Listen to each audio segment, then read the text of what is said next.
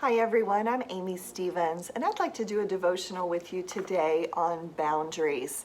You know, last month I did one on interruptions, and I talked about how interruptions can be opportunities to serve and love others, and how we should be aware of interruptions in our life and take advantage of them as appointments from God to do something outside of ourselves and to give and to serve and to love instead of looking only at our own agenda or schedule. But in doing so, it leads us to a place where we need to address also the opportunity to overdo, the opportunity to not have appropriate boundaries in our lives. And so I'd like to talk a little bit about a boundary with you. So boundaries, if we want to, we can envision it as a wall. So a wall is either designed to keep something out or to keep something in. And you might think about it in terms of possibly a prison building versus your home, or a bank lobby versus a bank vault. They have very different structures and very different purposes, just like the metaphorical boundaries we'll have in our lives. So it's important to think both purpose and structure when we consider boundaries in our lives. So what is the purpose of my boundary? If I'm setting a boundary, is it because I want to keep my schedule and my priorities and my agenda firm? I don't want to be bothered. I don't want to be slowed down. Or is the boundary a purpose, fulfilling a purpose of protecting me, protecting my health, my time, my family? You know, that's how you can tell if a boundary is needed or if there's potential pride or selfishness creeping in, right? So for protection purposes, boundaries are good. I was recently having a conversation in the church office with someone who's been helping their adult child with some things, and their spouse actually feels that they are enabling and not setting boundaries. But this person feels like they are simply helping their child. And so when I was asked for advice, I said, you know that you need a boundary when your help and support is hurting you. So if it's not hurting you and it's something you can freely give, then that's a wonderful thing to do, and it's a way to love and serve. But if it begins to hurt you or harm you in some way, you may need to put a boundary in place.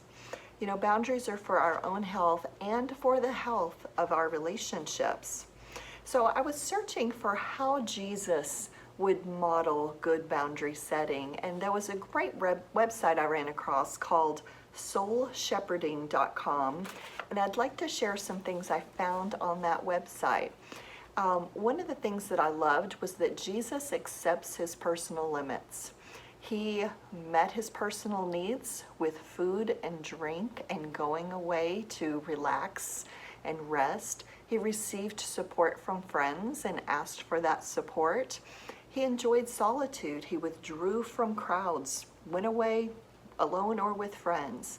He enjoyed the moment. He was completely present in what he was doing.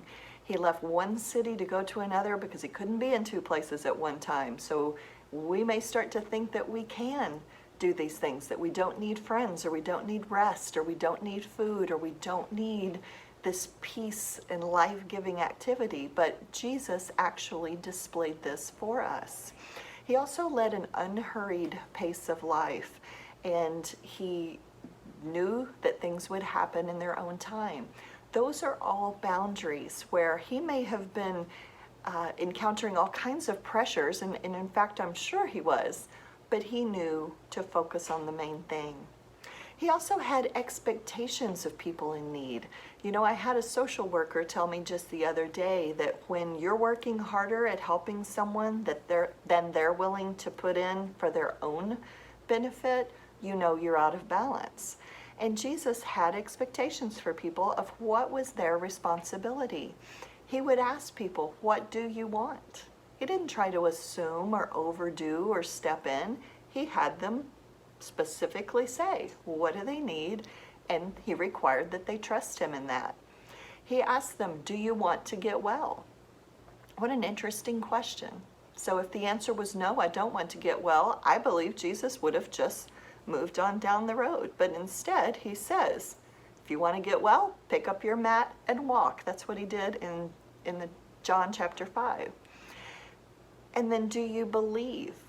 So he was not willing to just overextend without any buy-in on the other side. And I think that's so important for us to realize, if we're feeling overextended, is there progress being made? Is there buy-in from the other person? Do they want our help? Do we have our own needs covered? So I think these examples can give us the perfect balance for how we can serve and love and extend ourselves while ensuring we don't overdo it, we take care of our health, and continue to refill ourselves with our time with God and with His Holy Spirit. It's a tricky balance, but we always want to ensure that we are taking care of ourselves. So if you need help with boundaries, or if you have suggestions that have worked for you, I would love to hear from you. Feel free to email me at amy@hpf.org and share your needs or your results. Highpoint, I love you. Look forward to seeing you soon.